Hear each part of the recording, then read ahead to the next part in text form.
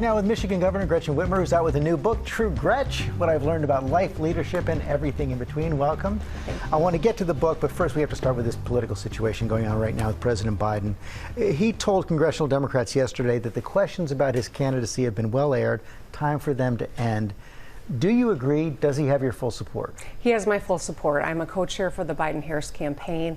I have great confidence in this president. He's got receipts he's delivered for the American people, and I'm glad that he's ready to continue this fight. What do you say to your fellow Democrats like Senators Patty Murray, John Tester, who say he still has to prove his fitness to answer questions? I respect the conversation that's happening, and certainly I think what we've seen from the president is an eagerness to get out and about. He's going to be in Michigan later this week. He's getting all across the country. I think he's shown that he's got the energy and he's ready to take this on. And I know you've called questions about whether you're going to jump into the race of distraction. So, but is it your position that you're not going to jump in the race even if President Biden drops out? Yeah, I don't foresee any change in this race, and the president and the vice president have my full support. Let's talk about the book. You say one of the things you write about in the book is that your grandmother taught you to look for the good in any person or situation. For Democrats right now, and a lot of them are feeling pretty distressed the last several days, where's the good? I think that's why I wrote this book. You know, George, the question I get predominantly is how do I stay optimistic with all the heavy stuff that we've had to navigate, knowing that this once again is going to be another heavy political year. I wanted to make sure that people see some of the lessons that I've used to get through these last 6 years. And so I do think that in times of stress, it is more important than ever to listen and to ask people what's going on in their lives, try to see the humanity in one another, and try to find some good out of any situation. And I think that's a key to getting through hard times. Have you found any now? I think there are conversations that are happening that maybe weren't before. I do always seek to sit down with folks. In the book, I talk a little bit about sitting down with farmers in Midland, Michigan, a pretty conservative part of my state, but just to check in, and found that we were experiencing a lot of the same things, and that I think is really powerful. The power of listening is important. You also talk about what you learned about dealing with bullies. Talk about that.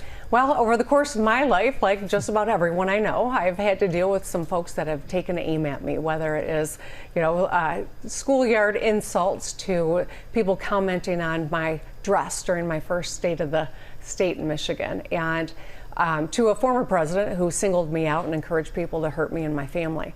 At the end of the day, I am an ordinary person in an extraordinary role, serving during an extraordinary time, and staying focused, finding the good in any situation, and running to the fire, I think are some of the lessons that have sustained me. What did you learn about dealing with Donald Trump, and what lessons can Democrats take in the next several months from that? Well, to deal with a bully, you take their weapon and make it your shield. You laugh at a joke, or you own that woman for Michigan, the moniker that the former president gave me. We saw an Etsy community grow, and women showing up at my event saying, I stand with that woman for Michigan. And so we took someone else's weapon and made it our shield, a call to action, something that people could unify around. And I think that maybe is the best tack for dealing with bullies. You say this book isn't really a memoir, more of a handbook. Mm-hmm. What do you mean by that?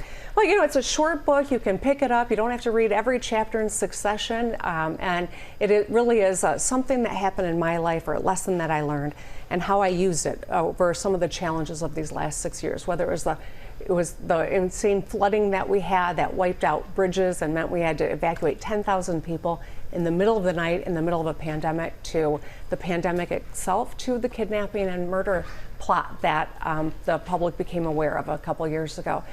These are extraordinary circumstances, but certainly everyone has tough stuff that they've got to navigate, and that's my hope, is you get a laugh, or there's a lesson or a little inspiration. Your state is a must-win for Democrats. Where do things stand right now?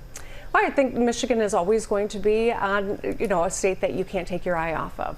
People in Michigan are good, hardworking people. We expect our leaders to be as good, if not better, and work just as hard, if not harder.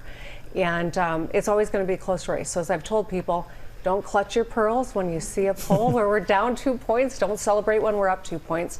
Roll up your sleeves and let's do the work. And I think that's why we've been so successful, and that'll continue to drive the work that we do going into November. And what's the most important thing you want people to learn about you from this book? I'm a normal human being. I have shortcomings. I have had weird experiences. I've had some really wonderful victories. And if there's a lesson that someone can take from this to help them get through a hard time, or a laugh to lighten the heaviness of this moment, that's what it's all about. Thanks for coming in today. Thanks, George. True Gretch, what I've learned about life, leadership, and everything in between is available right now. Robin? I love that. Don't clutch your pearls. Made me think of my family members back in Mississippi saying that. Thank you, Governor, so much.